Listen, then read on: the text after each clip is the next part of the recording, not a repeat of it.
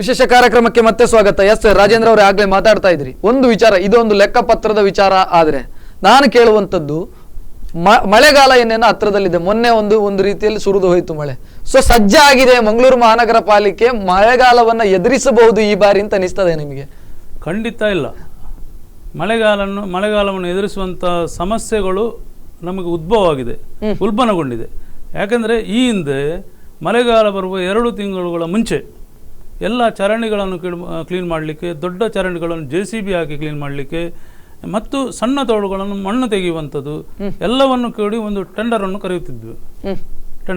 ಆ tender process ಈಗ ಇಲ್ಲ, ನಡೆಯಲಿಲ್ಲ. ಅದರ ಮುಂಚೆ ಮಳೆಗಾಲಕ್ಕೆ ಅಂತ ನಾವು ಮಹಾನಗರ ಪಾಲಿಕೆ ಸದಸ್ಯರು ಮತ್ತು ಕಮಿಷನರು ಇವರೆಲ್ಲ ಅಧಿಕಾರಿಗಳು, ಉದಾಹರಣೆಗೆ ಈಗ ಇರುವಂಥದ್ದು ನಮಗೆ ಇದು ಅಗ್ನಿಶಾಮಕ ದಳ, ಇಂಥ ಎಲ್ಲ ಪ್ರಮುಖರನ್ನು ಕರೆದು, ಅಗ್ನಿಶಾಮಕ ದಳ ಇರಲಿ ಮತ್ತು ಬೇರೆ ಬೇರೆ ಇವರನ್ನು ಕರ್ಕೊಂಡು ಬಂದು ಮಳೆಗಾಲವನ್ನು ಹೇಗೆ ಎದುರಿಸುವಂಥದ್ದು ನಾವು ಪೂರ್ವ ನಿಯೋಜಿತ ಸಭೆಯನ್ನು ಮಹಾನಗರ ಪಾಲಿಕೆಯಲ್ಲಿ ಹಿಂದೆ ಕರೆಯುವಂಥ ವಾಡಿಕೆ ಇತ್ತು. ಆದರೆ ನನ್ನ ಮಟ್ಟಿಗೆ ಅನಿಸ್ತದೆ, ಈ ಒಂದು ಯಾವುದೂ ಸಭೆಗಳು ಕರೀಲಿಲ್ಲ, ಯಾವುದೂ ಸಭೆಗಳು ಆಗಲಿಲ್ಲ. ಈಗ ಮೊನ್ನೆ ಸುರಿದಂಥ ಒಂದು ಮಳೆಯಿಂದ ಕೂಡ ಎಲ್ಲ ಕಡೆಗಳಲ್ಲಿ ನೀರು ನಿಂತು ಮೇಲೆ ಬಂದು ಕಾಂಪೌಂಡ್ ಒಳಗೆ ನುಗ್ಗಿದೆ. ಈಗಲೇ ಡ್ರೈನೇಜ್ ಸಮಸ್ಯೆ ಇದೆ. ಮಳೆಗಾಲದಲ್ಲಿ ಏನಾಗಬಹುದು ಅನ್ನುವಂಥದ್ದು ಆತಂಕ ಕಾಡ್ತಾ ಇದೆ ನಮ್ಮನ್ನು ಅಂತ ಆತಂಕ ಕಾಡಿದೆ. ಯಾಕಂದ್ರೆ ನಗರ ಪಾಲಿಕೆ ಸದಸ್ಯರನ್ನು ಮೊದಲಾಗಿ ಫೋನ್ ಆಗಿಸುವುದು ನಗರ ಪಾಲಿಕೆ ಸದಸ್ಯರಿಗೆ. ಎಲ್ಲ ಮನೆ ಒಳಗೆ ನೀರು ಬಂದಿದೆ, ನಾವು ಈ ಸರಿ ಕೈ ಮೇಲೆ ಎತ್ತುವಂತ ಪರಿಸ್ಥಿತಿ ನಿರ್ಮಾಣ ಆಗಿದೆ. ಎಸ್ ರಾಜೇಂದ್ರ ಅವರೇ, ಅಜೀಜ್ ಕುದ್ರೋಳಿ ಅವರು ಮಾತಾಡ್ತಾರೆ, ಅವರಿಗೂ ಕೂಡ ನೋಟಿಸ್ ಜಾರಿ ಆಗಿದೆ. ನಮಸ್ತೆ ಸರ್. ಹಲೋ ಹಲೋ ಎಸ್ ಮುಂದುವರಿಸಿ. ಅದೇ ಡ್ರೈನೇಜ್ ನ ಸಮಸ್ಯೆ, ಸಕ್ಕಿಂಗ್ ಮಿಷಿನ್ ತರ್ತೀವಿ. ಒಂದು ಕಡೆಯಲ್ಲಿ ಡ್ರೈನೇಜ್ ನ ಸಮಸ್ಯೆ, ಒಂದು ಕಡೆಯಲ್ಲಿ ಚರಂಡಿಗಳ ಸಮಸ್ಯೆ. ಬೃಹತ್ ಚರಂಡಿಗಳಿಗೆ ಕಸಗಳನ್ನು ತುಂಬಿಕೊಂಡಂತ ಕಸಗಳು ಈಗ ಮಳೆಗಾಲಕ್ಕೆ ಒಂದು ಕಡೆಯಲ್ಲಿ ಶೇಖರಣೆ ಆಗ್ತದೆ. ಅದು ತೆಗೆಯುವಂಥದ್ದು ಈಗ ನಗರ ಪಾಲಿಕೆಯಲ್ಲಿ ಯಾವುದೇ ಕೆಲಸ ಕಾರ್ಯಗಳಾಗುತ್ತಿಲ್ಲ. ಮತ್ತು ಚರಂಡಿಯನ್ನು ಮಣ್ಣು ತೆಗೆಯುವಂಥದ್ದು, ನೀರು ಸರಾಗವಾಗಿ ಮಳೆಗಾಲದಲ್ಲಿ ಹರಿಯುವಂಥದ್ದು ಚರಂಡಿಗಳು JCB ಹಾಕಿ ದೊಡ್ಡ ಡ್ರೈನ್ಗಳನ್ನು ಕ್ಲೀನ್ ಮಾಡುವಂಥದ್ದು. ಮತ್ತು ಚರಂಡಿಗಳಲ್ಲಿ ನಾವು JCB ಯಾವುದು ಓಪನ್ ತೋಡುಗಳಲ್ಲಿ ಇಳಿಯುವಂಥದ್ದು. ಆದರೆ ಒಳತೋಡುಗಳನ್ನು ಒಳಗಿನ ಕೆಲವು ತೋಡುಗಳಲ್ಲಿ ಮಣ್ಣುಗಳು ತುಂಬಿದೆ, ಅದರಲ್ಲಿ ಮ್ಯಾನ್ ಪವರ್ನಿಂದ ತೆಗೆಯುವಂಥದ್ದು. ಇದೆಲ್ಲ ಕೆಲಸ ಕಾರ್ಯಗಳು ಇನ್ನು ಯಾವಾಗ ಮಾಡುವುದು? ಎಸ್ ರಾಜೇಂದ್ರ ಅವರೇ, ಅಜೀಜ್ ಅವರು ಮಾತಾಡ್ತಾರೆ. ಸರ್ ನಮಸ್ಕಾರ. ನಮಸ್ತೆ ಸರ್, ಬಹುಶಃ ನಿಮಗೂ ನೋಟಿಸ್ ಜಾರಿ ಆಗಿದೆ. ಯಾಕೆ ಕೊಡ್ಲಿಲ್ಲ ನೀವು? ಲೆಕ್ಕಪತ್ರ ಕೊಡೋದಕ್ಕೆ ಯಾಕೆ ವಿಳಂಬ ಮಾಡಿದ್ರಿ? ಸರ್, ನಾನು ಲೆಕ್ಕಪತ್ರ ಸಮಯಕ್ಕೆ ಸರಿಯಾಗಿ ಕೊಟ್ಟಿದ್ದೇನೆ.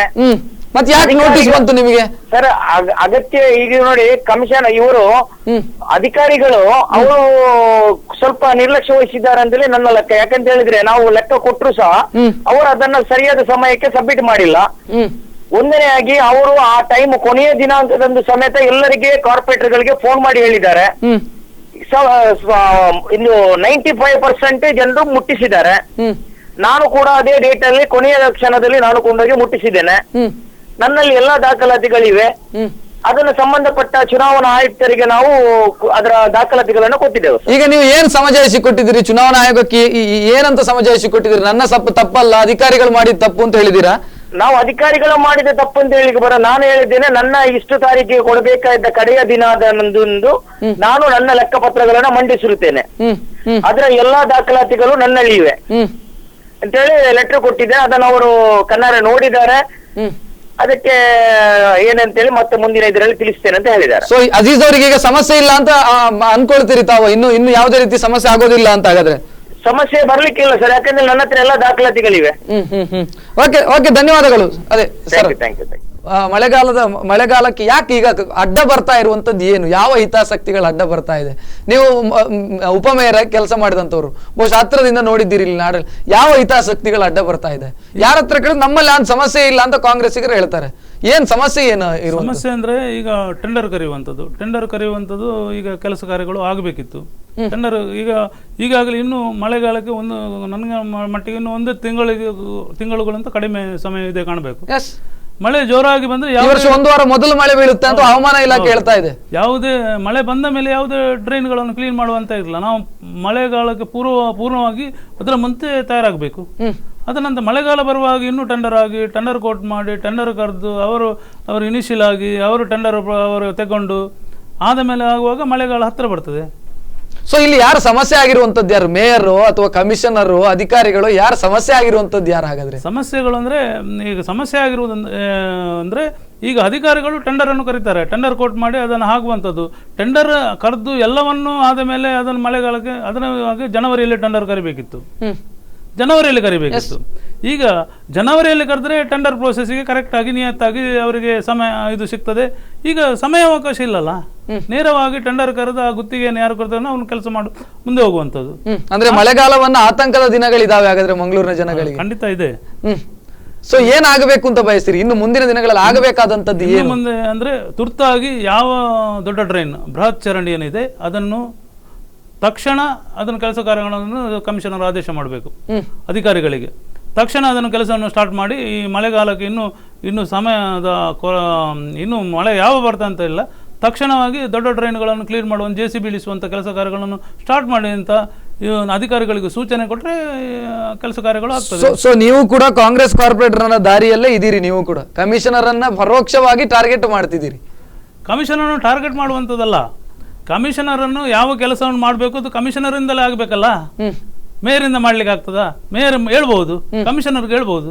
ಅದ ನಂತರ ಅದನ್ನು ಮಾಡುವಂತದ್ದು ಕೆಲಸ ಕಾರ್ಯ ಮುಂದೆ ಹೋಗ್ಬೇಕಾದ್ರೆ ಕಮಿಷನರ್ ಮಾಡಬೇಕು. ಕಮಿಷನರ್ನ ವಿಚಾರದಲ್ಲಿ ಆಡಳಿತ ಮತ್ತು ವಿಪಕ್ಷ ಎಲ್ಲರೂ ಒಟ್ಟು ಸೇರ್ಕೊಂಡಿದ್ದೀರಿ ಅಂತ ಆಯ್ತು ಹಾಗಾದ್ರೆ? ಆಡಳಿತ ವಿಪಕ್ಷ ಎಂಬುದು ಎಲ್ಲ ಮಹಾನಗರ ಪಾಲಿಕೆಯಲ್ಲಿ ಎಲ್ಲರೂ ಕೆಲಸ ಆಗಬೇಕು, ಅಭಿವೃದ್ಧಿ ಆಗಬೇಕು. ಅಭಿವೃದ್ಧಿ ನಿಟ್ಟಿನಲ್ಲಿ ಈ ಕೆಲಸ ಕಾರ್ಯಗಳು ಆಗಬೇಕಾದ್ರೆ ನಗರ ಪಾಲಿಕೆ ಸದಸ್ಯ ಒಟ್ಟಾಗಿ ಇರಲೇಬೇಕಲ್ಲ, ಕೆಲಸ ಕಾರ್ಯಗಳು ಆಗಬೇಕಲ್ಲ. ಜನ ನಮ್ಮನ್ನು ಕೇಳ್ತಾರಲ್ಲ, ಆ ರೀತಿಯಲ್ಲಿ ಕೆಲಸ ಕಾರ್ಯಗಳು ಮುಂದೆ ಆಗಬೇಕಾದ್ರೆ ನಾವು ಒಟ್ಟಾಗಿ ಮಾಡಬೇಕು. ನಮಗೇನು ಈ ಮುಂದಿನಲ್ಲಿ ನಾವು ನೆರೆಯನ್ನು ಕಾಯ್ತದೆ, ನಮ್ಮ ಈ ಕಡೆಯಲ್ಲಿ ನೆರೆ ನುಗ್ಗಿ ಮನೆಯೊಳಗೆ ಬರ್ತದೆ, ಆ ಮನೆ ಬಿತ್ತು, ಈ ಮನೆ ಬಿತ್ತು, ಇಲ್ಲಿ ಮನೆಯೊಳಗೆ ಹೋಯ್ತು, ದಿನ ಬೆಳಿಗ್ಗೆ ಹೇಳುವಾಗ ನಾವು ಫೋನ್ ಕರೆಗಳು ನಮಗೆ ಬರ್ತಾ ಉಂಟು. ಇದನ್ನು ನಾವು ಸಹಿಸಬೇಕಾದ್ರೆ ಇದನ್ನು ಮಾಡಲೇಬೇಕಲ್ಲ, ಬೇರೆ ದಾರಿ ಇಲ್ಲ. ಎಸ್ ರಾಜೇಂದ್ರ ಅವರಿಗೆ ಧನ್ಯವಾದಗಳು ಇಷ್ಟೊತ್ತು ನಮ್ಮ ಜೊತೆ ಡಿಸ್ಕಷನ್ ಅಲ್ಲಿ ಭಾಗವಹಿಸಲಿಕ್ಕೆ. ಬಹುಶಃ ರಾಜೇಂದ್ರ ಅವರು ಹೇಳಿದ್ರು ಒಂದಂತೂ ಸ್ಪಷ್ಟ, ಆ ಲೆಕ್ಕಪತ್ರದ ವಿಚಾರದಲ್ಲಿ ಮುಂದಿನ ದಿನಗಳಲ್ಲಿ ಎಚ್ಚರಿಕೆಯಿಂದ ಇರಬೇಕಾದಂತ ಅನಿವಾರ್ಯತೆ ಪ್ರತಿಯೊಬ್ಬ ಕಾರ್ಪೊರೇಟರ್ಗೂ ಇದೆ ಅನ್ನುವಂಥದ್ದು. ಯಾಕಂತ ಹೇಳಿದ್ರೆ ಚುನಾವಣಾ ಆಯೋಗ ಒಂದು ನೋಟಿಸ್ ಜಾರಿ ಮಾಡಿತ್ತು, ಅದಕ್ಕೆ ಈಗಾಗಲೇ ಸಮಜಾಯಿಷಿಯನ್ನ ಕೊಟ್ಟರು. ಮುಂದಿನ ದಿನಗಳಲ್ಲಿ ಅಂದ್ರೆ ಮುಂದೆ 2 ವರ್ಷ ಬಿಟ್ರೆ ಮತ್ತೆ ಎಲೆಕ್ಷನ್ ಬರೋದಕ್ಕಿದೆ. ಆ ಸಂದರ್ಭದಲ್ಲಿ ಕಾರ್ಪೊರೇಟರ್ಗಳು ಎಚ್ಚರಿಕೆಯಿಂದ ಇಡಬೇಕಾದಂತ ಅನಿವಾರ್ಯತೆ ಮತ್ತು ಅದೊಂದು ರೀತಿಯಲ್ಲಿ ಪಾಠವನ್ನ ಕಲಿಸುವಂತ ಕೆಲಸ ಆಗಿದೆ ಅಂತ ನಾವು ಭಾವಿಸಬೇಕಾಗ್ತದೆ. ಇದು ಈ ಹೊತ್ತಿನ ವಿಶೇಷ. ನಿಮ್ಮೂರ ನಿರಂತರ ಸುದ್ದಿಗಾಗಿ ನೋಡ್ತಾ ಇರಿ ಸ್ಪಂದನ.